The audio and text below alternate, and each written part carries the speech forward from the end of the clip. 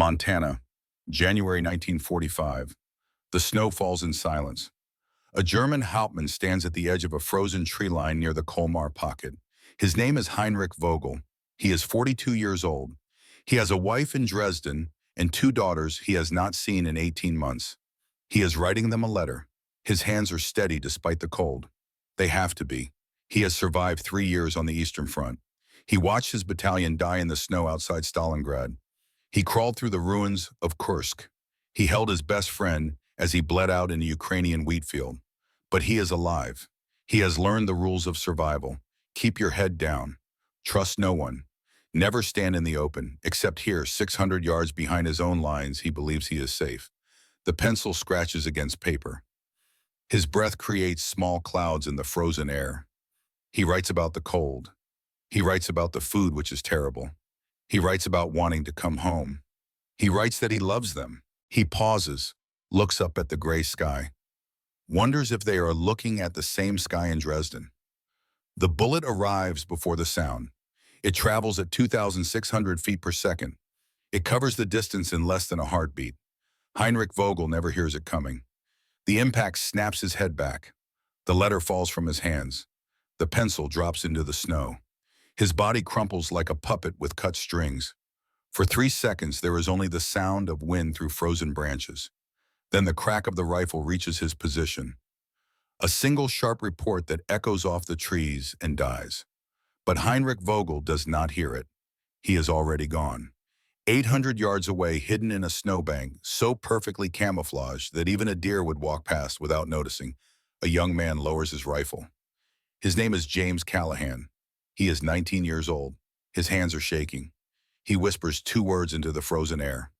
"I'm sorry." Then he closes his eyes and begins the slow, careful process of backing out of his position without leaving a trace. This is not where his story begins, but it is where we must start, because to understand what these men became, you must first see what they did, and then you must ask yourself a question that haunted them for the rest of their lives. When does a hunter become a killer? And when does a killer learn to become a man again? This is not a story about heroes. This is a story about cost. Before they became ghosts, they were boys. Boys from the loneliest corners of America. Boys from places where the nearest neighbor lived 5 miles away, and winter could kill you as surely as any bullet. Boys who learned to shoot not because they wanted to, but because their families would starve if they missed. James Callahan, Montana. Robert Wade, Wyoming. William Fisher, Idaho. Samuel Rivers, Texas. 4 names, 4 hunters. 4 men who would help win a war and lose pieces of their souls doing it. Let me tell you who they were before the war took them. James Callahan was born in Whitefish, Montana in 1925.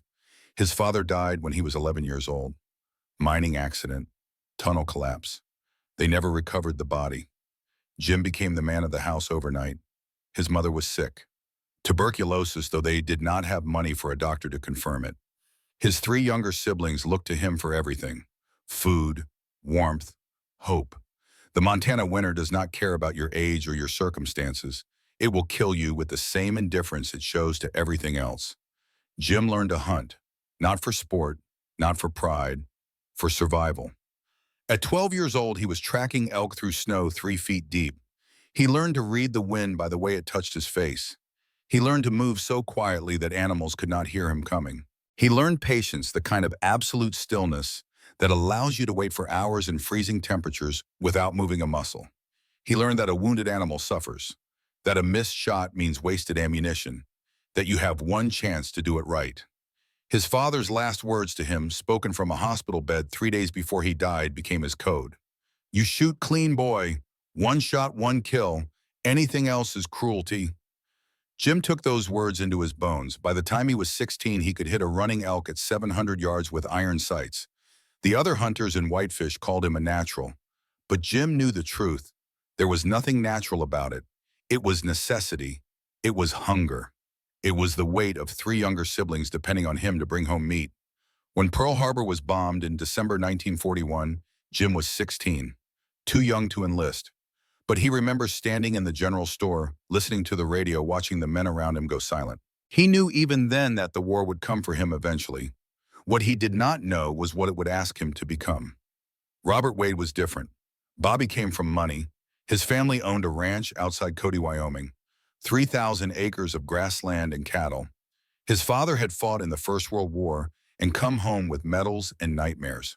Bobby was the oldest of four brothers, strong, confident, natural leader, the kind of man other men followed without question.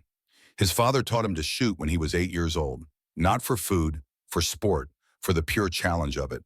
Bobby could hit prairie dogs at 500 yards before he was 12. He won every shooting competition in the county. He was good and he knew it. But Bobby was not arrogant. He was protective. He watched out for his younger brothers. He helped the ranch hands. He believed in something his father had told him over and over. With skill comes responsibility. You have a gift. Use it to protect people who cannot protect themselves. When the war started, Bobby was 19. In his second year at the University of Wyoming, he could have stayed, could have gotten a deferment. His father was influential. His family needed him on the ranch. But Bobby enlisted the day after Pearl Harbor. His father did not speak to him for 3 weeks. When they finally talked, his father asked him why. Bobby's answer was simple. Because you taught me that men with skill have a duty, and hiding on a ranch while other men fight is not duty, it's cowardice. His father did not argue, but he wrote Bobby a letter before he shipped out. Bobby carried it through the entire war. It said only one thing. Your grandfather killed Germans with a bayonet. I killed them with a rifle. You will kill them from so far away they never see you coming. I do not know if I should be proud or ashamed, but I know I love you. Come home. Bobby never showed anyone that letter. But Jim saw him reading it late at night more than once. William Fischer was born Wilhelm Fischer in Hamburg, Germany in 1920. His father fought for Germany in the First World War, came home broken, watched his country collapse into chaos and hatred, watched the Nazi Party rise, knew what was coming.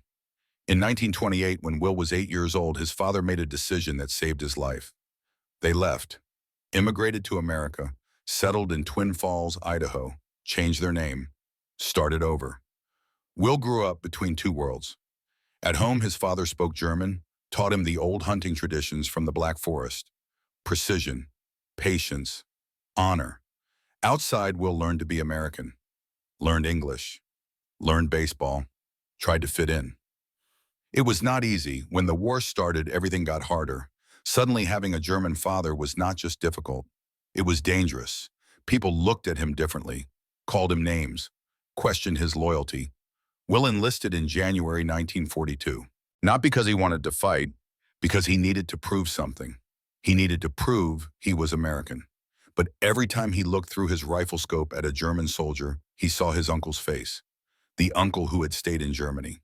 The uncle who had taught him to track deer through the forest when he was 6 years old. The uncle who was now most likely fighting for the Wehrmacht. Will carried a burden none of the others understood. Every German he killed could have been family. Samuel Rivers was not supposed to be a soldier at all. Sam was born on the edge of the Comanche Reservation in Amarillo, Texas in 1923.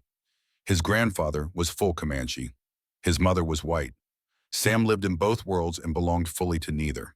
His grandfather taught him the old ways. How to move through tall grass without disturbing it. How to read tracks that were 3 days old.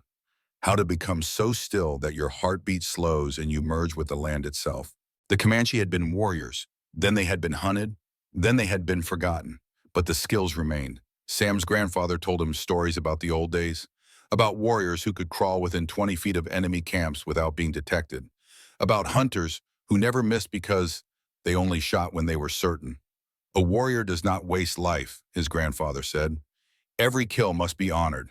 Every death must be remembered. If you take a life without respect, you poison your own spirit. Sam took those words seriously. He became a hunting guide. Rich men from Dallas and Houston would pay him to help them track deer and wild boar. Sam was the best. He could find animals other guides swore did not exist. When he enlisted in 1943, his grandfather performed a ceremony. Sam knelt before him. His grandfather placed both hands on his head and spoke in Comanche. Then he translated. You will walk between two worlds. You will kill men. But you are not a murderer. You are a warrior. Each man you kill, you must carry. You must remember his face. You must honor his spirit. Only then can you remain whole. Sam promised. He kept that promise. Every single man he killed, he remembered. 73 names, 73 faces. He wrote them down in a journal, not with pride, with responsibility. And when the war ended, he carried them all. But that comes later. First they had to meet. Fort Benning, Georgia, spring 1943. The call went out to every infantry division. The Army needed snipers, not just shooters, hunters. 200 men showed up. Farm boys, city kids, competition shooters, hunters, men who thought they knew how to use a rifle. The selection course destroyed most of them in 3 days. But 4 men stood out immediately: Jim Callahan, Bobby Wade, William Fisher, Samuel Rivers. They did not know each other yet. They came from different worlds, different backgrounds, different reasons for being there. But they shared something the instructors recognized immediately. They had the stillness. The instructors called it fieldcraft, the ability to become invisible, to wait, to endure cold heat, hunger, thirst, pain, boredom, fear, and still take the shot when it mattered. Most men cannot do this. Most men fidget, adjust position, make noise, reveal themselves. These 4 men could lie in one position for 8 hours without moving anything except their eyes. The head instructor was Captain Richard Morrison. He had been a sniper in the First World War, lost hearing in his left ear from artillery, walked with a limp from shrapnel that doctors never fully removed. Morrison did not teach shooting. These men already knew how to shoot. He taught them how to survive what shooting would do to them. On the first day, he stood in front of the remaining candidates and spoke for exactly 3 minutes. Gentlemen, the Army thinks I am here to teach you to be snipers. That is not true. You already are snipers. You learned in the woods, in the fields, in the mountains. I cannot teach you what your fathers and grandfathers already taught you. He paused. Let the words sink in. I am here to teach you one thing and one thing only: how to come home. Not your body. Your body will come home whether you want it to or not. I am here to teach you how to bring your mind home, your soul, because I have seen what happens to men who lose those things, and it is worse than death. He looked at each of them. Some of you will not make it, not because you cannot shoot, because you cannot carry the weight. And that is not weakness. That is humanity. If you realize at any point that you cannot do this, you walk away. No shame, no judgment. Because a sniper who hesitates gets himself killed, and gets his spotter killed, and gets the men he is supposed to protect killed. No one walked away. Morrison put them through 6 weeks of hell. They learned the stalk, how to crawl 1,000 yards through open terrain without being detected, how to build a hide so perfect that a man could stand 3 feet away and never see you. They learned breath control, how to slow your heart rate, how to fire between heartbeats, how to make your body a machine. They learned mathematics, wind speed, bullet drop, temperature effects, the Coriolis effect at extreme range, how to calculate a shot in 3 seconds and execute it in 1. But mostly they learned patience.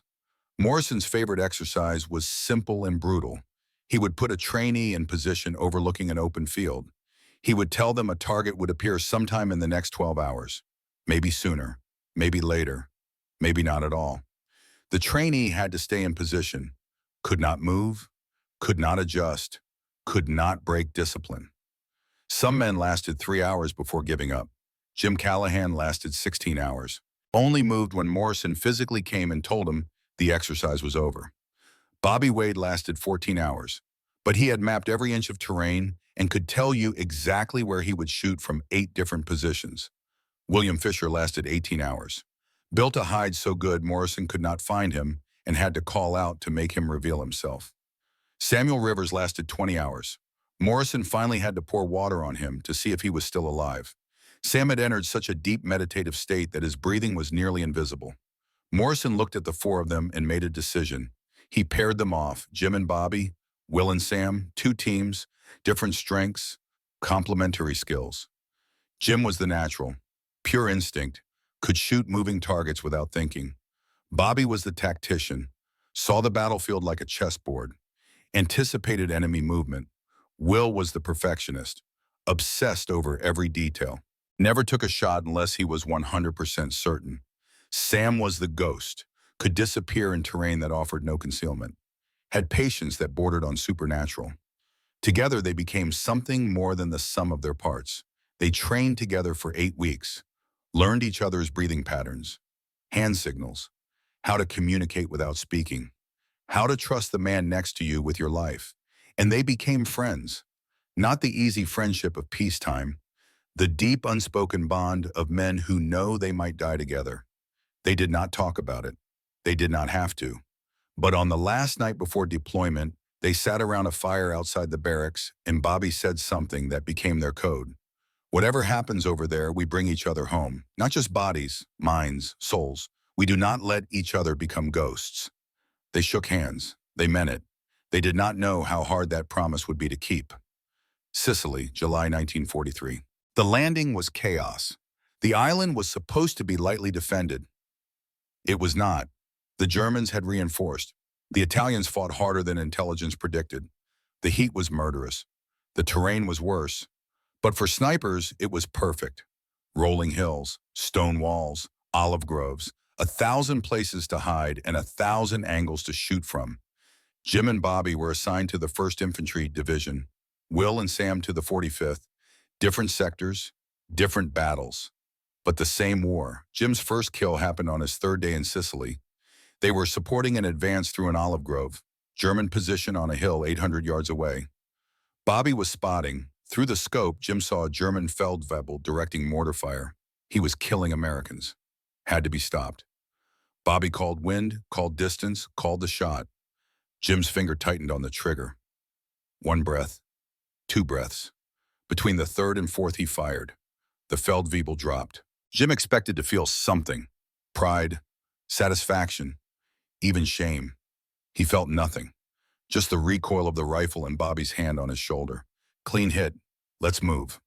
They crawled backward out of position, relocated 300 yards, set up again. Jim killed 2 more men that day. A machine gunner, a radio operator. That night he vomited behind a stone wall where no one could see him. Bobby found him anyway. First one's always hard, Bobby said. Gets easier. Jim looked at him. That's what I'm afraid of. It did get easier. By the end of the 1st week, Jim had 7 confirmed kills. Bobby had 9. By the end of the 2nd week, Jim stopped counting. Not because he forgot, because remembering was becoming too heavy. Will and Sam were having their own war in the southern sector. Will's first kill was a German officer. Clean shot at 700 yards. Perfect execution. But when they searched the body later, Will found a letter in the man's pocket. To his son, about coming home after the war, about teaching him to hunt in the forests of Bavaria. Will kept that letter. He kept every letter he found, carried them in his pack. Bobby asked him once why he did that. Because they were men, Will said. They had families. They had lives. If I pretend they were just targets, I become a monster. Sam understood. Sam performed a ritual after every kill, a prayer his grandfather taught him. Silent, internal, asking forgiveness from the spirit of the man he had taken. The other soldiers thought he was crazy, but Sam did not care. He knew something they did not. Every death cost the killer something. You can ignore that cost. You can pretend it does not exist, but it accumulates. It builds. And one day, if you are not careful, it will destroy you. Sam was trying to pay his debts as he went. The others were building accounts they would not settle until much, much later. Italy, winter 1943 to 1944. The campaign became brutal. Mountains, rain, mud, cold that soaked into your bones and never left. The Germans dug in. Every town was a fortress. Every hill was paid for in blood. But the snipers thrived. Jim and Bobby pioneered urban sniper tactics, moving building to building ahead of the main force, clearing enemy positions before the infantry even arrived. They became legends in their division. The guardian angels, the men who kept you alive by killing threats you never saw. German soldiers began refusing to enter certain streets. Intelligence reports mentioned the American ghosts who appeared from nowhere and vanished like smoke. Will and Sam operated in the mountains, hunting German artillery spotters and forward observers. The men who directed the fire that killed hundreds of Americans. They would crawl for hours through freezing rain, set up in positions so exposed that a single mistake meant death, and wait, sometimes for days, and then take one shot, kill one man, and crawl back out. But the costs were mounting. Jim started having nightmares, not about killing, about the faces. Every man he killed, he remembered. Their faces in the scope, the way they fell, the looks of surprise. 67 faces by February 1944. Bobby noticed Jim drinking more, sleeping less, growing quieter. "You need to talk to someone," Bobby said. "And say what?" Jim replied. "That I am good at killing people, and it is destroying me. They will put me in a hospital and send me home. And then would I sit in Montana knowing that men are dying over here because I was not strong enough to do my job?" Bobby had no answer for that. Will was fighting a different battle. Every German he killed felt like killing family. His father's face, his uncle's face, the faces of men he had known as a boy in Hamburg before they left. He started writing letters to his father. Letters he never sent, trying to explain, trying to justify, trying to make sense of being a German who kills Germans to prove he is American. There was no sense to make. Sam was the only one who seemed stable. But that was because Sam had learned to carry the weight differently. After every mission, he would find a quiet place, perform his ritual, speak the names of the men he had killed that day, honor them, release them. The others thought it was strange, but it kept Sam whole when the others were breaking apart. And then everything changed. February 1944, an intelligence briefing. Morrison, now a major, stood in front of them with photographs pinned to a board. "Gentlemen, I have news. The Germans know about you, and they have responded." He pinned up a photo, a man in Wehrmacht uniform, strong jaw, cold eyes, sniper rifle with scope. "This is Oberleutnant Hans Krieger, age 32, Olympic Rifle Team, Berlin 1936, 87 confirmed kills on the Eastern Front. He is the best the Germans have, and they have sent him here to hunt you." Silence. Morrison continued. "He has already killed 2 of our snipers, Patterson and Hughes, 3rd Division, both shot from over 1,000 yards, both clean headshots, both never saw him coming." He paused. "Krieger leaves a calling card, an ace of spades, pinned to a tree or a wall near his kill. He wants you to know it was him." Bobby spoke up. "What do you want us to do, sir?" Morrison looked at them. "I want you to kill him, but more than that, I want you to survive him. This man is not like the others. He is a hunter.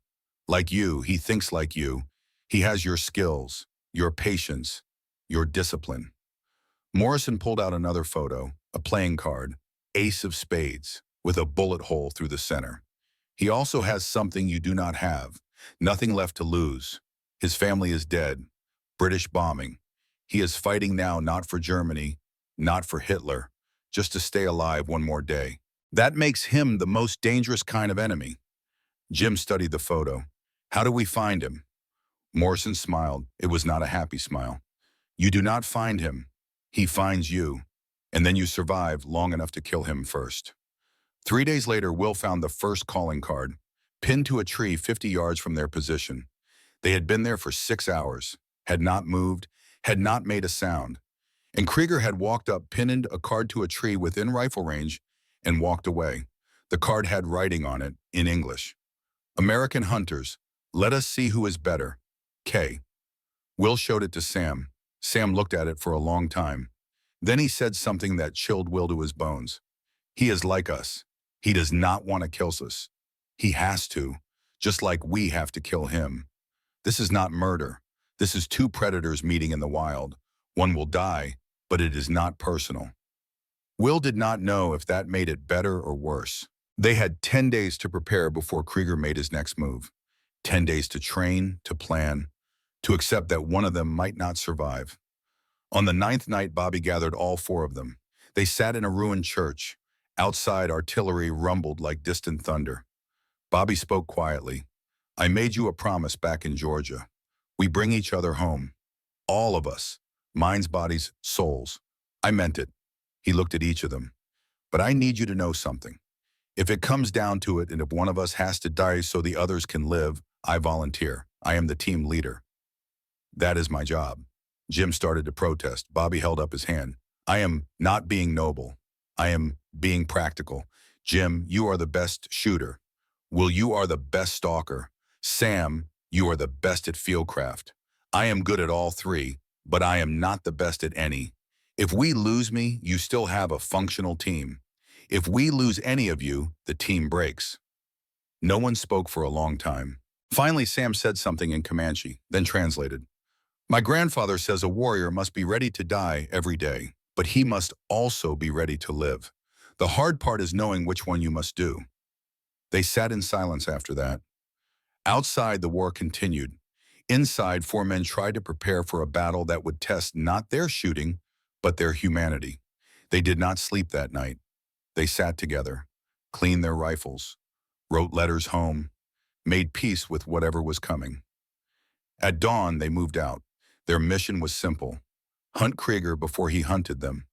They split into two teams, Jim and Bobby north, Will and Sam south. Whoever found him first would signal the others. They moved into the mountains. The hunt had begun, and somewhere out there in those same mountains, Hans Krieger was waiting. A hunter who had killed 87 men, who had nothing left to lose, who was good enough to walk within 50 yards of the best American snipers without being detected. This was not going to end well. Someone was going to die. They all knew it. The only question was who, and whether the survivors would be able to live with what they had to do to stay alive. Because Morrison had been right about one thing. You could come home with your body intact, but bringing your soul home was a different matter entirely. And in the mountains of Italy, in the winter of 1944, 4 American hunters and 1 German hunter were about to discover just how much a soul could cost. The snow began to fall again. Somewhere in those mountains, someone was looking through a scope.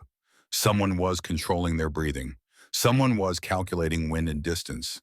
Someone was about to pull a trigger. And someone else was about to die without ever knowing they had been hunted. This is where the story gets dark. This is where the ghosts are born. The first day they saw nothing. Jim and Bobby moved through the mountains like shadows. They knew Krieger was out there. They could feel him. That strange awareness that comes when another predator enters your territory. Will and Sam moved through the southern valleys, checking every hide, every vantage point, every place a sniper would choose. Nothing. The second day, Bobby found something. Footprints in the mud. Recent, maybe 3 hours old. Boot pattern matched German issue. Size matched Krieger's file. The stride length indicated someone moving with purpose but not rushing. Confident. The prints led to a rocky outcrop with perfect sight lines over the valley below. An ideal sniper position. Bobby signaled Jim. They approached carefully, every sense alert, every nerve ready. The position was empty, but on a flat rock arranged carefully were 3 items: a spent rifle casing, German issue, a cigarette butt, still warm, and an ace of spades. Bobby picked up the card, turned it over. Written on the back in precise handwriting, "You are learning but not fast enough." Jim felt his blood run cold. Krieger had been here, watching them, had let them find his position, was teaching them, playing with them. Bobby radioed Will and Sam, reported the find. Will's voice came back tense. "We found something too." They had found a dead German soldier, shot through the head from long range. Krieger's calling card pinned to his uniform. But this was different. This soldier had been facing away from the shot, had been retreating. Krieger had killed one of his own men. The message was clear. Krieger was not bound by loyalty, not bound by rules. He would kill anyone who got between him and his targets. That night, the 4 Americans made camp in a stone farmhouse. Set watches, slept in shifts. Jim took the midnight watch, sat at a window overlooking the approach roads. Rifle across his lap. At 2 in the morning, he heard it. A sound so faint, most men would have missed it. The scrape of a boot on stone, 200 yards away, maybe less. Jim did not move, did not call out, just watched, waited. A figure emerged from the darkness, tall, moving with the easy confidence of someone who owns the night. Jim brought his rifle up slowly, found the figure in his scope. For 3 seconds he had a shot, but something stopped him. Some instinct, some voice in his head screaming that this was too easy. The figure stopped, turned, looked directly at Jim's window, raised one hand, waved, then vanished back into the darkness. Jim's hands were shaking, his heart hammering. Krieger had walked up to their position, had known Jim was watching, had given him a shot, and had walked away, daring him to take it. Bobby came up behind Jim. "Did you see him?" "Yes." "Why didn't you shoot?" Jim was quiet for a long moment. "Because he wanted me to. And if he wanted me to, it was a trap." Bobby looked out into the darkness. "He is playing with us." "No," Jim said. "He is testing us. He wants to know if we are good enough to be worth killing." The next morning, they found another calling card. This one was different. It was not an ace of spades. It was a king of hearts. And it was pinned to the tree where Bobby had been standing watch 4 hours earlier. Krieger had been close enough to touch them while they slept. Will read the card. His face went pale. On the back, written in German, Wilhelm Fischer, born Hamburg, 1920, Uncle Karl Fischer, Oberst, 253rd Infantry Division. Still alive. Still fighting. You and I are not so different. Sam put his hand on Will's shoulder. He is trying to break you. Do not let him. But the damage was done. Krieger had done his research. Knew Will's history, knew his pain, was using it as a weapon. That was when they realized something terrifying. Krieger had access to American intelligence files, had been reading their mail, their records, their backgrounds. He knew everything about them, and they knew almost nothing about him. Bobby made a decision. We changed tactics. We stopped hunting him. We let him come to us. That is suicide, Will said. No, that is the only way we survive. He is better at hunting than we are, but we are better at patience, so we wait. We set a trap, and we kill him when he walks into it.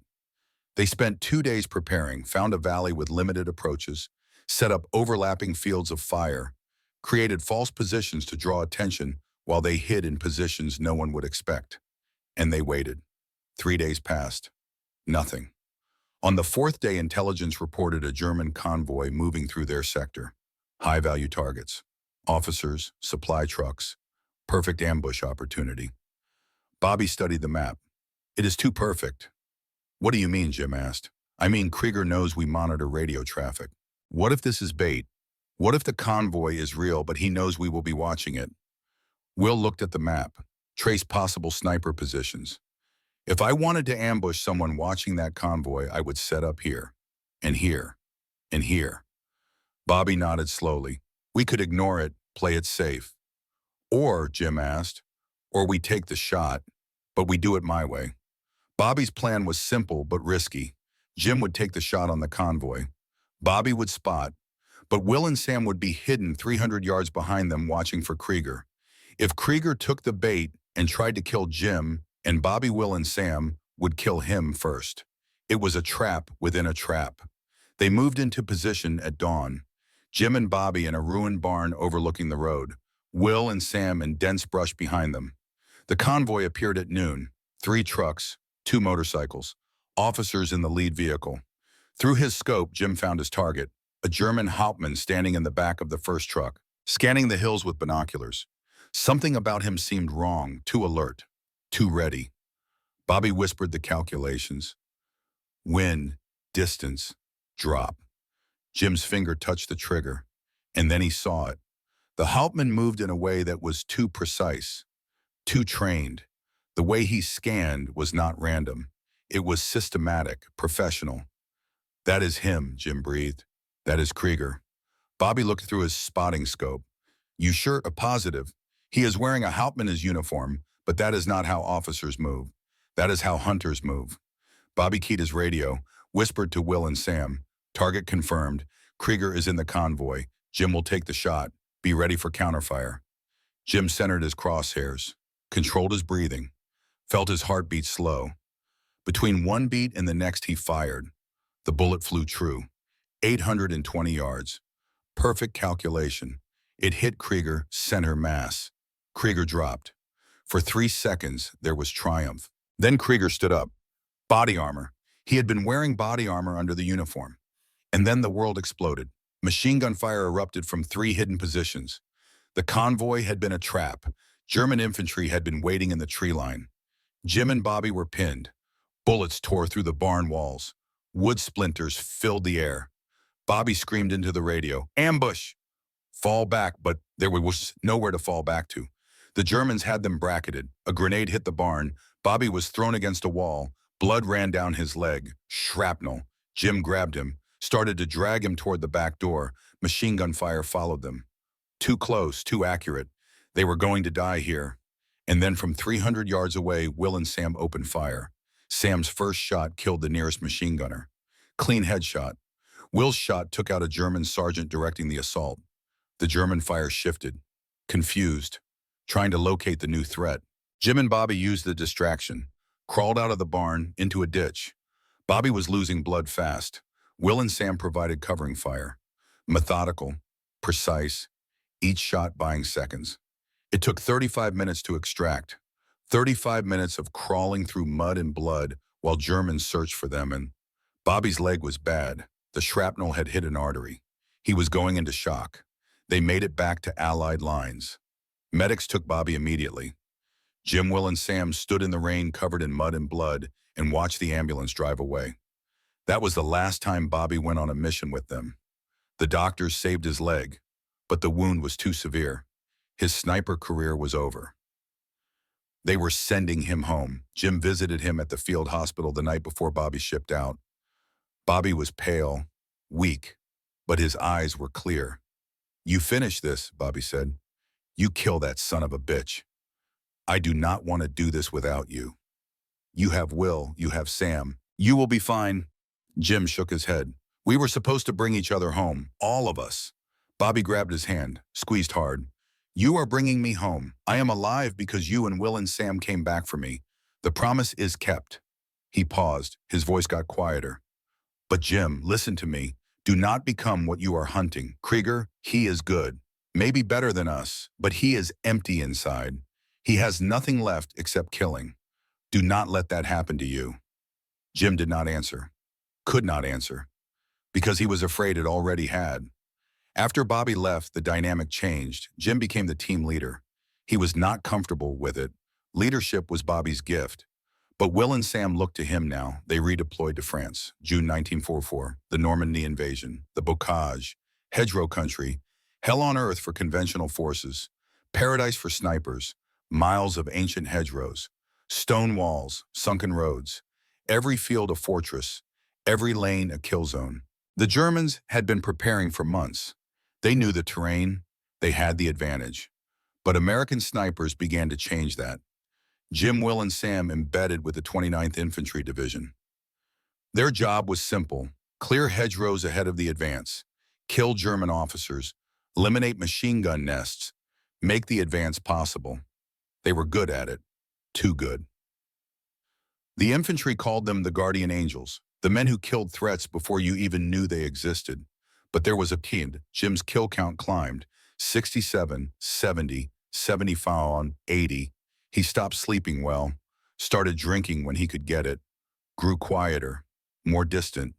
Will noticed, said nothing, but worried. Sam noticed too, and unlike Will, he spoke up. They were cleaning weapons one night, just the three of them in a ruined barn. Sam looked at Jim for a long time. "You are losing yourself." Jim did not look up from his rifle. "I am doing my job." "Your job is killing Germans. But that is not all you are. If you forget the rest, you become the thing we are fighting." Jim stopped cleaning. His hands were shaking. "I remember every face, Sam. Every single one. 82 men. I see them when I close my eyes. I see them when I aim. I see them when I eat, when I drink, when I breathe. So do not tell me I am forgetting who I am. I remember. I remember too much." Sam was quiet for a moment. Then he did something unexpected. He began to sing, low, in Comanche, the death prayer his grandfather had taught him. When he finished, he looked at Jim.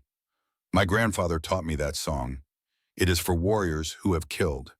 It asks forgiveness. It honors the dead. It releases the burden. You want to know why I am still here, still whole, because I give the weight away every day, every kill. I perform the ritual.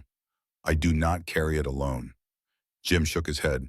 "I am not Comanche. That is not my way. Then find your way. Because if you do not, you will not survive this war. Your body will come home, but you will be gone. 3 days later, Jim faced a choice that would define the rest of his life. They were advancing through a hedgerow. German resistance was collapsing. Surrender was common. Through his scope, Jim saw a German soldier, young, maybe 18, hands raised, surrendering to an American GI. The GI raised his rifle to shoot. Jim was 400 yards away, clear shot on the GI. He could let it happen. It was not his business. The German was the enemy, or Jim made his decision in a heartbeat. He fired. The bullet hit the dirt 3 inches from the GI's foot. The GI jumped, spun around, confused. Jim fired again. Hit the rifle, knocked it from the GI's hands. The GI dove for cover. The German soldier ran, escaped into the hedgerows. That night, the GI found Jim. "Was that you? Did you shoot at me?" Jim looked at him. The GI was young, angry, scared. "Yes." "Why that Kraut killed my brother at Omaha?" "Maybe he did, but he was surrendering. We do not shoot men who surrender."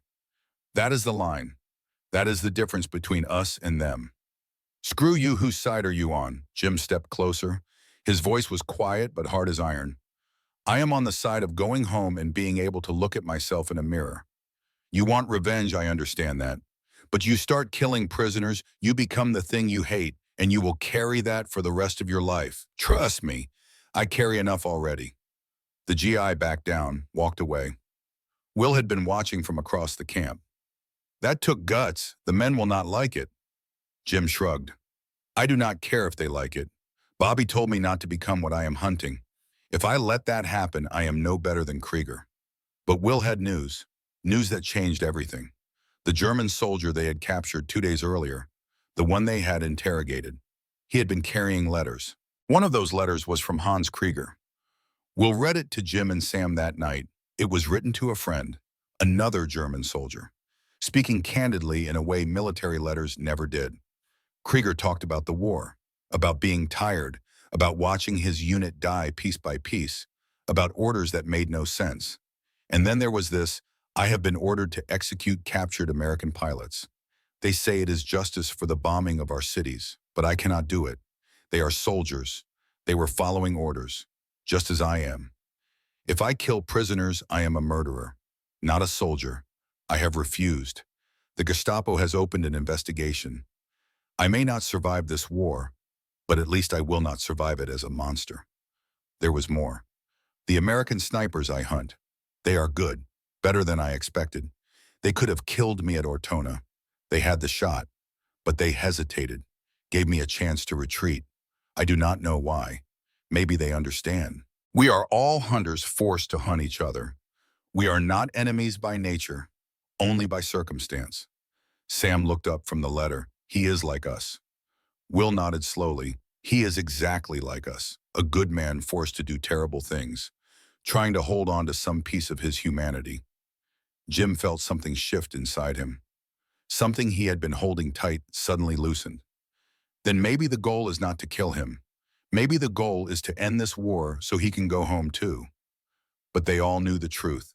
Eventually they would meet Krieger again, and when they did, one of them would die. That was the nature of war. You could respect your enemy, even understand him, but you still had to kill him. September 1944, the Netherlands. Operation Market Garden had failed. The Allies were bogged down in flooded countryside. Mud, cold, misery. But for snipers, the mission continued.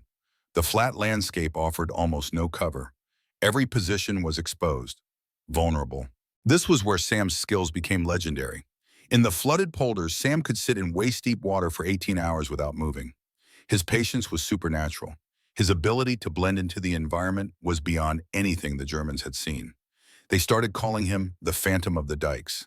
German soldiers refused to patrol certain areas. Entire units would detour miles to avoid sectors where Sam had been active. Will was equally dominant, but in a different way. With no natural cover, everything depended on the ghillie suit. Will became obsessed. He would spend 6 hours preparing for a single mission, gathering local reeds, mud, vegetation, creating suits so perfect that you could stand 5 feet away and never see him. On one mission, Will lay in an open field for 14 hours. German patrols passed within 20 yards of him 3 times. Never saw him. He killed 4 officers that day without ever being detected. But Jim was struggling. The kill count had climbed to 93. Each one weighed on him like stones in a pack. He was drinking more, sleeping less, growing more distant. Will tried to talk to him. Jim shut him out. Sam tried his rituals. Jim was not interested. The weight was becoming unbearable. And then in early October, everything changed. Intelligence reported something strange. A German officer moving toward Allied lines, alone, unarmed, carrying a white flag. High probability it was a trap. Or Jim, Will, and Sam were ordered to intercept, capture, or kill. They tracked him for 3 days, through flooded fields, along muddy dikes, through abandoned farmhouses. The German was good, moved carefully, avoided obvious ambush points, stayed in cover. But nobody was better at this than they were. They cornered him in an abandoned stone barn, surrounded the building, cut off every exit. Jim called out in German. Will had taught him the phrases, "You are surrounded. Come out with your hands up." Long silence. Then the door opened slowly. Hands emerged first, empty. Then a man stepped out into the gray light. He was tall, maybe 6 feet, strong but thin from months of poor rations. His uniform was dirty, worn. He was unarmed, and he was carrying a white flag made from a torn bedsheet. The man looked at them. His eyes moved from Jim to Will to Sam, assessing, recognizing. He spoke in perfect English with only a slight accent. "You are James Callahan, Montana, Will Fisher, Idaho, Samuel Rivers, Texas. I have been tracking you for 18 months. Jim kept his rifle aimed at the man's chest. "Who are you?" The man smiled. It was a tired smile. "You know who I am. My name is Hans Krieger, and I am surrendering." For a long moment, nobody moved. Then Hans continued. "I know this seems like a trap. I assure you it is not. I am alone. I have no weapons. I have no backup. I am deserting. And I am trusting you to take me prisoner rather than execute me." Will stepped forward. Why surrender to us?" Hans looked at him directly. "Because you gave me chances. In Italy. You could have killed me. You had clear shots.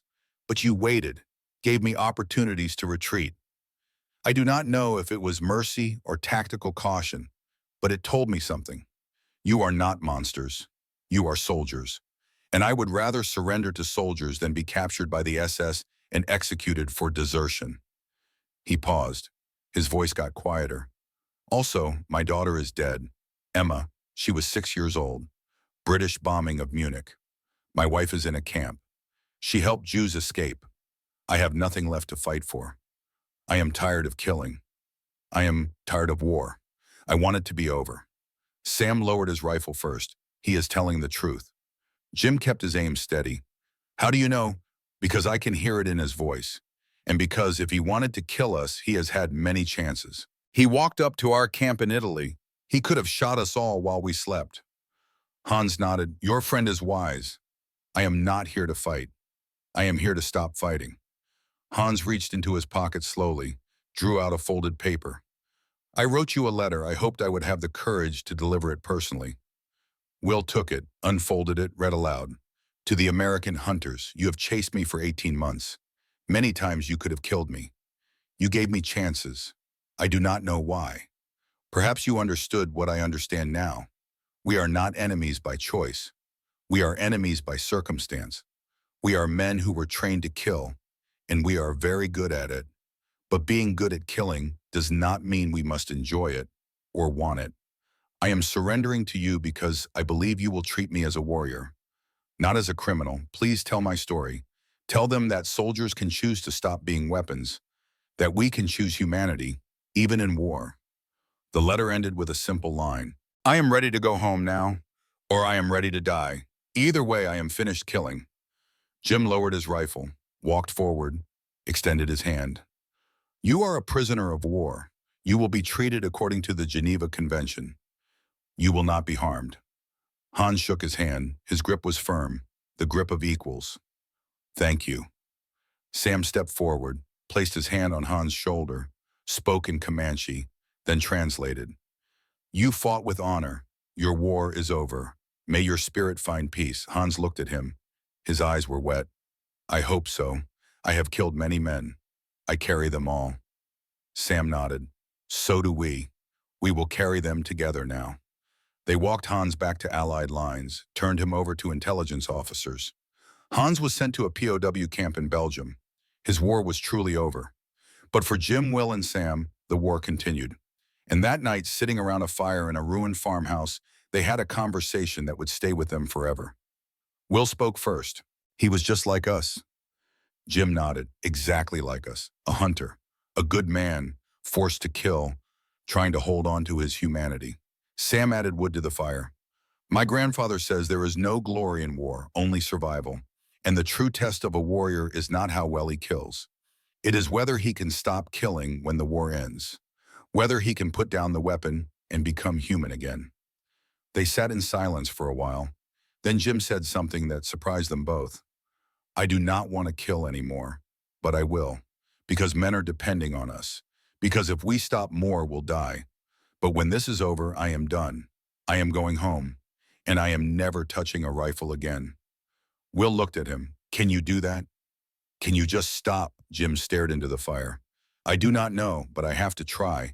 Because if I cannot, then what was it all for? They received orders 3 days later, the Battle of the Bulge, German counteroffensive, desperate, brutal. All available snipers needed immediately. They packed their gear, loaded into a jeep, headed toward Bastogne. Sam was quiet during the drive, more quiet than usual. Will noticed. What is wrong? Sam did not answer for a long time. Then he spoke. I had a dream last night, a vision. My grandfather came to me.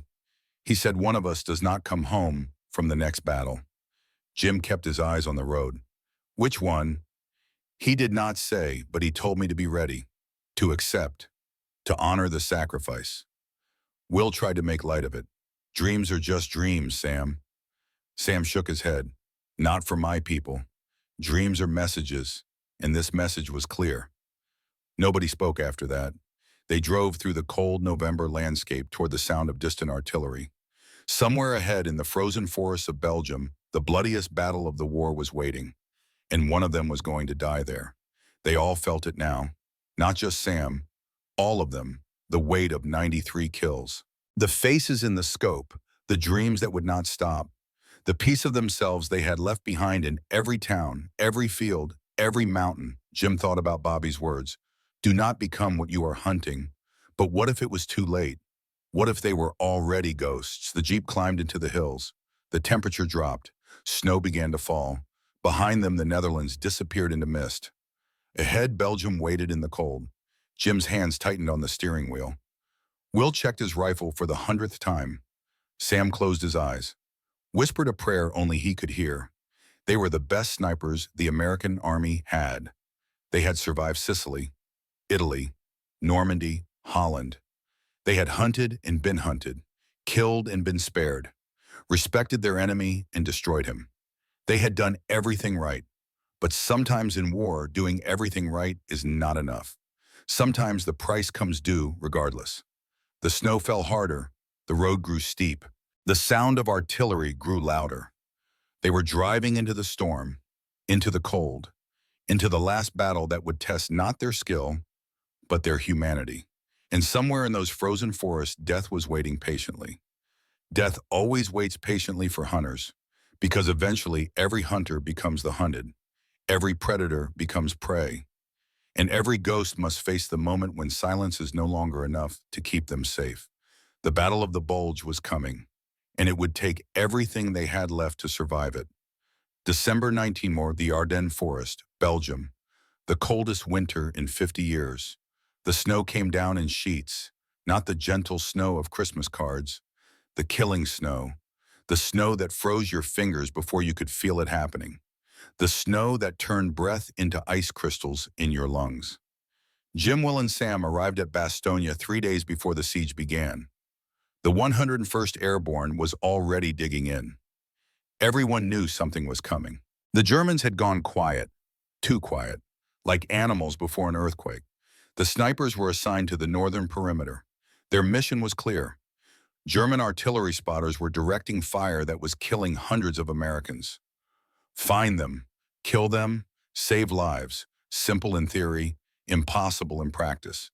The Germans had learned. They kept their observers mobile, hidden, protected, and the weather made long-range shooting nearly impossible. But Jim, Will, and Sam were not ordinary snipers anymore. They had become something else, something harder, something that did not feel cold or fear or hesitation. They had become the weapons Bobby had warned them not to become. They set up in a ruined church overlooking the valley. Perfect sight lines, multiple escape routes, good cover. And they waited. The German offensive began on December 16th at 5:30 in the morning. Artillery barrage that shook the earth. Then tanks, then infantry. Wave after wave, the 101st held. Barely, but the artillery was devastating. Medical tents, supply depots, command posts. The Germans knew exactly where to shoot, which meant they had spotters. Close, watching. Jim glassed the tree line with his scope, looking for anything. Movement, unnatural shapes, light reflecting off glass. Nothing. Will did the same from a different angle. Sam closed his eyes, listened, felt, used senses most men had forgotten. After 2 hours, Sam pointed. There, 1,100 yards, edge of the pine grove. He is in the trees. Jim swung his scope, searched. At first he saw nothing. Then he saw it. Not the spotter, the absence of snow, one branch where snow should have accumulated but had not, because someone had brushed it away to create a shooting lane. I see him, Will calculated. Wind was gusting, 20 to 30 miles per hour. Temperature was dropping, 17 degrees Fahrenheit. The bullet would behave differently in this cold. 1,140 yards. Wind right to left variable. Temperature effects significant. This is maybe a 60% shot. Jim settled into position, controlled his breathing. His trigger finger was still healing from the frostbite in Italy. It hurt, but he could still shoot. He waited, watching the branch, waiting for the spotter to move, to give him a clearer shot. Minutes passed, 10, 20, 30. Then the German made a mistake, shifted position. For 3 seconds, his head was visible through the scope. Jim fired. The bullet took 4 seconds to arrive. 1,140 yards through gusting wind and falling snow. Through the scope, Jim saw the German spotter fall from the tree. The artillery fire shifted, became less accurate. The spotter was dead or wounded. Either way, Americans would live because of that shot. But there was no triumph, just the mechanical process of cycling another round, scanning for the next target, continuing the work. They stayed in that position for 3 days. Jim killed 4 more spotters. Will killed 3. Sam killed 5. Each one meant fewer American casualties. Each one was necessary. But the cost was mounting in ways that had nothing to do with bullets. Jim was not sleeping. When he closed his eyes, he saw faces, not just the men he had killed, but their families, the wives who would get telegrams, the children who would grow up without fathers. Will was pulling away, speaking less, performing his task with mechanical efficiency, but losing the humanity that had made him different. Sam still performed his rituals, but they were taking longer, the prayers more desperate, the burden growing heavier. On the 4th day, intelligence reported a high-value target, a German colonel directing the artillery barrage. If they could kill him, they could disrupt the entire German fire plan. The problem was location. He was operating from a farmhouse 1,400 yards away, extreme range, difficult conditions, and heavily guarded. But the payoff was worth it. One shot could save hundreds of lives. Jim studied the map. We cannot get closer. The ground between here and there is open. We would be spotted before we got within 1,000 yards. Will nodded. So we take the shot from here, 1,400 yards, coldest day of the year. Wind is chaos, but it is possible. Sam was quiet, then he spoke. I will go. They both looked at him. What do you mean? Jim asked. I will infiltrate. Get close, make the shot from 500 yards instead of 1,400. Higher probability of success. That is suicide, Will said. You cannot get that close without being detected. Sam smiled. It was a sad smile. I can. You know I can. I have done it before. Jim shook his head. No, we find another way. There is no other way. You know it. I know it. That colonel is killing our men. Someone has to stop him. And I am the only one who can get close enough to guarantee the shot. They argued for an hour, but Sam was right. He was the only one who could do it. Finally, Jim agreed, but with conditions. You go in, you take the shot, and you get out. No heroics, no risks. You do the job, and you come home. Sam nodded. I will come home. But when he said it, he did not meet Jim's eyes. Sam left at dusk, carried only his rifle ammunition and a knife. No pack, no extra gear, traveling light and fast. Jim and Will watched him disappear into the snow. Will spoke quietly. He is not coming back. Do not say that. I can feel it, Jim. The same way he felt it. One of us does not come home. It is him. He knows it. That is why he volunteered. Jim wanted to argue, but he felt it too. Sam moved through the night like a ghost. Took him 6 hours to cover the 800 yards to the farmhouse. Crawling, sliding, becoming one with the snow and darkness. He set up in a drainage ditch 200 yards from the target building. Perfect position. Clear line of sight to the window where the colonel was working. Through his scope, Sam watched the German officers move around inside, studying maps, giving orders, coordinating the killing. He found his target, the colonel, gray hair, iron cross at his throat, pointing at maps, directing death. Sam centered his crosshairs, whispered his prayer, asked forgiveness, honored the spirit he was about to take. He fired. The colonel dropped. For 5 seconds, there was confusion in the farmhouse. Officers rushing to the body, shouting, trying to understand what had happened. Sam was already moving, backing out of his position. He had maybe 2 minutes before they organized a search. He made it 50 yards. Then a German patrol stumbled onto him. Pure bad luck. They had been moving through the area, heard the shot, came to investigate. Sam killed the first 2 with his rifle. The third with his knife. But there were more. A full squad. 12 men. Sam fell back to a destroyed barn, took cover, returned fire. He killed 3 more. But he was surrounded, pinned down, no escape route. Back at the church, Jim and Will heard the gunfire. Distant, rapid, desperate. Jim grabbed his rifle. We go get him. We cannot reach him in time. It is 800 yards. By the time we get there, it will be over. Then we die trying. They ran, through snow, through darkness, toward the sound of gunfire. They were too far away to help. They knew it. But they ran anyway, because that was the promise. We bring each other home. The gunfire intensified, then slowed, then individual shots. Sam was running out of ammunition, running out of time. Jim and Will were still 400 yards away when they heard the explosion. Grenade, then silence. They reached the barn 10 minutes later, 6 dead Germans outside, 3 more inside. Sam had made them pay for every inch. They found him in the back corner, still alive. Barely. The grenade had torn his abdomen open. Blood everywhere. Too much blood.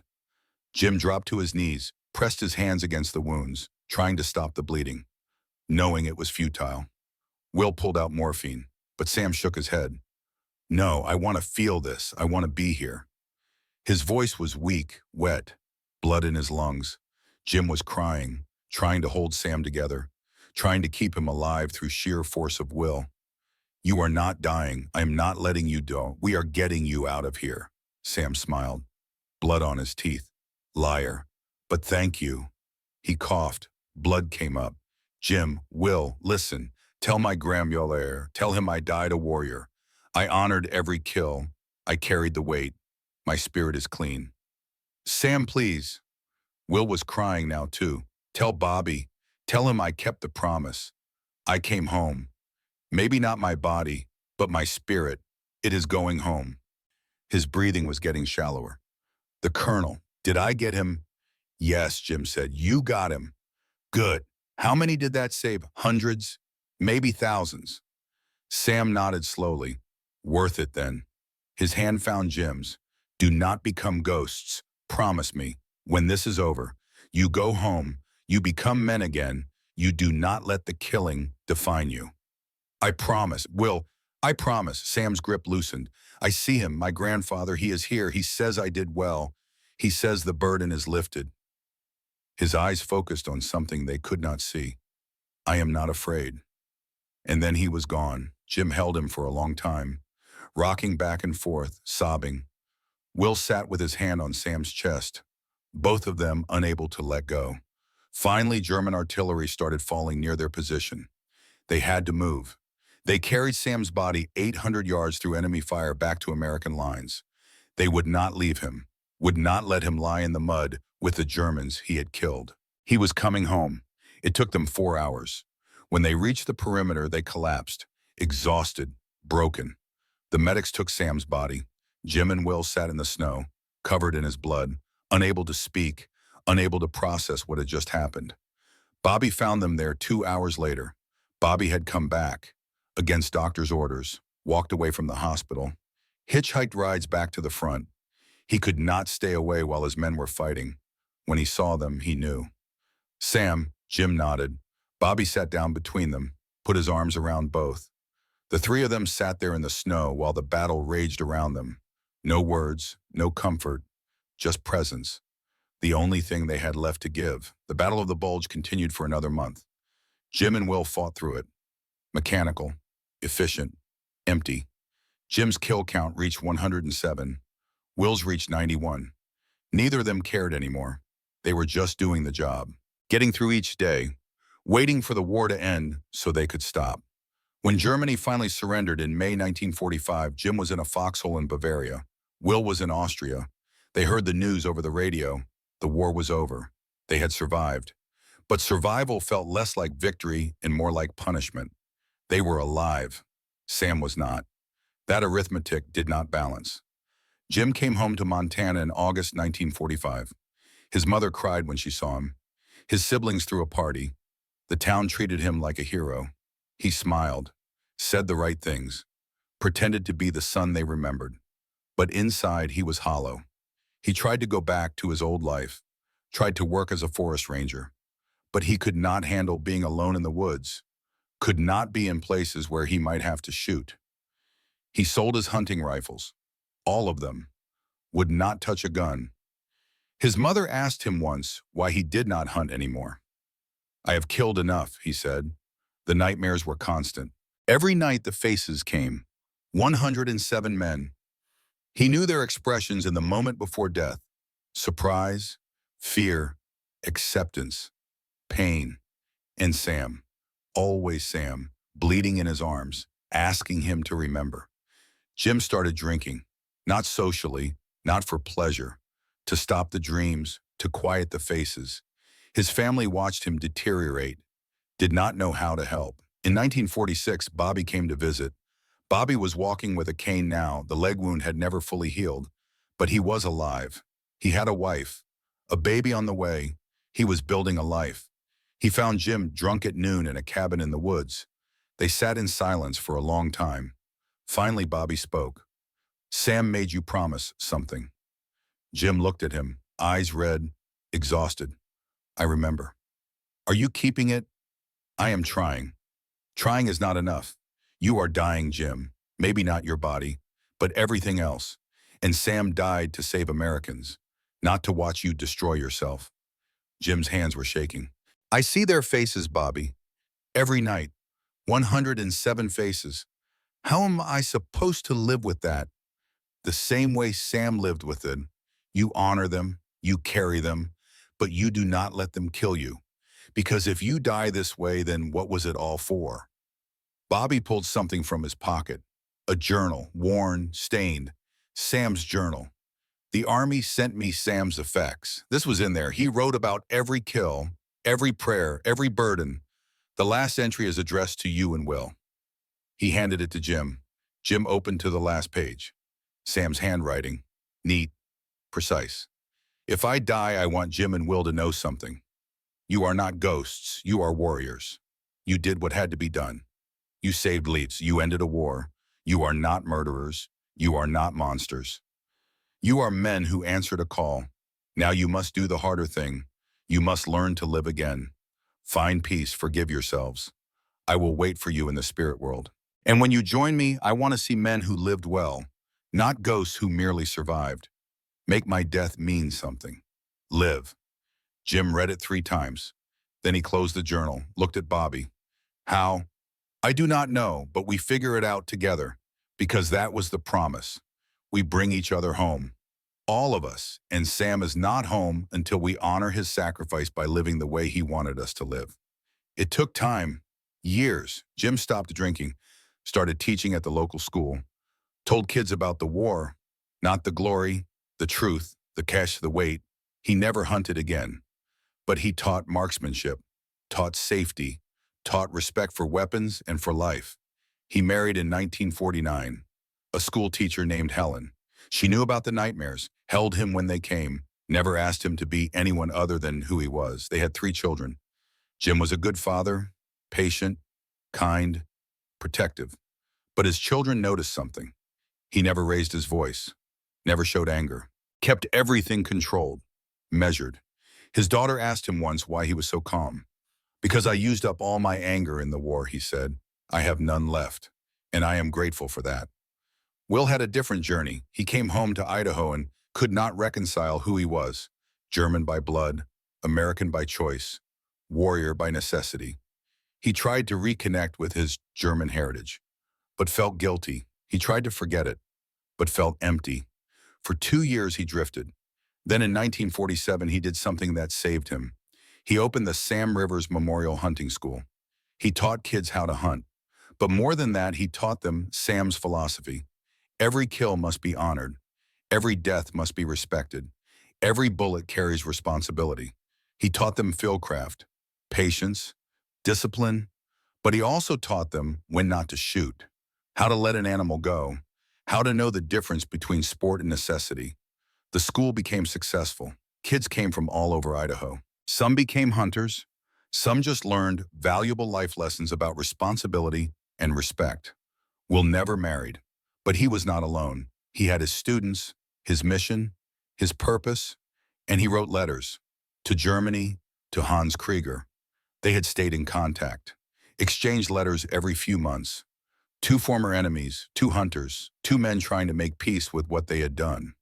In 1952, Will received a letter that changed everything. Hans wrote about his life after the war. He had been a POW in Texas, treated well, better than he expected. The American guards had been fair, given him work on a ranch, taught him about American life. He had been repatriated in 1946, returned to Germany, found his country in ruins. His wife had died in the camps, his daughter in the bombing. He had nothing left, but he rebuilt, became a teacher, like his spotter Klaus had wanted to be, taught history, taught young Germans about the cost of war, about the importance of peace. And then Hans wrote something that made Will cry. I want to meet you, not as enemies, as survivors. I want to honor Samuel Rivers. I never met him, but I know he was like us, a hunter who became a soldier, a good man forced to do hard things. I would like to visit his grave, if you will permit it. Will showed the letter to Jim. Do you want to go? Jim thought about it for a long time. Yes, I think Sam would want that, and I think we need it to close the circle. Bobby agreed to come too. In 1953, the 3 of them traveled to Germany, to Munich, to meet Hans Krieger. They met in a small cafe. Awkward at first, 3 Americans and 1 German, former enemies, men who had hunted each other. Hans stood when they entered. He was older now, gray at the temples, lines on his face, but his eyes were clear. They shook hands. Hans showed them photographs. His daughter Emma before the bombing, his wife in her wedding dress. His life before the war destroyed it. Will showed photographs too. Sam in his dress uniform, Bobby before his leg wound, Jim with his first deer age 12. They shared their losses, their burdens, their attempts to rebuild, and they realized something profound. They were the same. Different uniforms, different languages, different flags, but the same humanity, the same pain, the same attempt to make sense of senseless violence. The next day they traveled to Belgium together, to the American cemetery, to Sam's grave. Hans carried flowers, German flowers, brought from his garden in Munich. He placed them on Sam's grave, knelt, spoke in German. then translated. I never met you, Samuel Rivers, but I know you were a warrior. You were honorable. You fought to protect your brothers. You died with courage. I honor you. And I promise to live in a way that makes your sacrifice meaningful. No more war, no more killing, only peace, only teaching, only helping the next generation understand what we learned. That warriors are not heroes. They are men who answer a call, and the greatest victory is learning when to stop fighting. Jim knelt beside him, placed his hand on Sam's headstone. Sam, I kept my promise. I am not a ghost. I am a man again. I have a family. I have a life. I carry you. But I do not let you destroy me. I honor you by living well. Will and Bobby joined them. 4 men kneeling in a cemetery, crying. Not from sadness, from release. The weight they had been carrying for 9 years. The faces, the kills, the burden. It did not disappear. It never would. But it became manageable, bearable. Because they were carrying it together now. Not just the Americans, but Hans too. They stayed in Europe for 2 weeks, visited battlefields, told stories, laughed, cried, healed. When they returned to America, something had changed. Jim stopped having nightmares as frequently. The faces still came, but they were quieter now, less accusatory, more understanding. Will made peace with his identity. He was both German and American, and that was okay. He could honor both heritages without guilt. Bobby's legs still hurt, but he stopped seeing it as a wound and started seeing it as a reminder. He had survived. He had a life. He had a purpose. The years passed. Jim became a respected educator, wrote a memoir in the 1990s. Ghosts in the Mud, A Sniper's Burden. It became required reading at military academies. Will's hunting school operated until 2010. Thousands of students passed through. Many became hunters. All became better men. Bobby ran his family ranch, became an advocate for veteran mental health decades before PTSD was officially recognized. Hans stayed in Germany, taught history, corresponded with his former enemies, became a voice for peace and reconciliation. Jim died in 2003, age 78, surrounded by family. His last words to his daughter, I am going to see Sam now, and I can look him in the eye. Bobby died in 1990, age 73, heart attack, quick, painless. Memorial service attended by hundreds of veterans he had helped over the years. Will died in 1997, age 77, buried with Sam's journal at his request. So Sam would know he kept his promise. Hans died in 1908, age 76, buried in Munich next to his wife and daughter. At his request, American and German flags were placed on his grave. 2 countries, 1 humanity. Sam never left Belgium. Still there in the Ardennes American Cemetery, plot 17, row 3. But his legacy lived on. In the school that bore his name, in the journal that guided his friends, in the philosophy he taught them. Every death must be honored. Every burden must be shared. Every warrior must choose to become human again. This is not a story about heroes. This is a story about the cost of answering the call, about the weight of doing what must be done, about the long journey from warrior to man. Jim, Bobby, Will, Sam, and yes, even Hans. They were not special. They were not superhuman. They were hunters from remote corners of their countries. Men with a gift that war transformed into a weapon. They killed. Over 300 men between them. Each one necessary, each one strategic, each one saving American lives. But each one cost them a piece of themselves. The lesson is not that snipers are heroes. The lesson is that war transforms men. And the true test is not how well you fight. It is whether you can stop fighting when the war ends, whether you can put down the weapon, whether you can become human again. Jim, Bobby, Will, and Sam chose humanity. It was not easy. It took years. It required help. It demanded honesty about the cost. But they did it. They did not become ghosts in the mud. They became survivors, teachers, fathers, friends. They carried their burdens, but they did not let those burdens destroy them. And that is the real victory. Not the kills, not the medals, not the missions accomplished. The victory is in coming home. Not just your body, your mind, your soul, your humanity. The victory is in looking at yourself in the mirror and seeing a man, not a weapon, not a ghost, a man. That is what Sam died for. Not to kill Germans, to protect that possibility. The possibility that his brothers could survive and become men again. His death was not meaningless. It was the ultimate act of love, sacrificing himself so they could live, so they could go home, so they could have families and futures in peace. And they honored that sacrifice by living, by healing, by teaching others, by showing that warriors can choose peace. Their legacy is not the 300 Germans they killed. Their legacy is the lesson they taught every warrior must eventually choose. Will I remain a weapon, or will I become a human being again? Jim, Bobby, Will, and Sam chose humanity, and in doing so they won a victory more important than any battle. They won themselves back. May we honor their choice by making the same one. When violence is necessary, may we answer the call. But when the violence ends, may we have the courage to put down the weapon and become human again. That is the lesson of the ghosts in the mud. They were not ghosts, they were men, and they came home.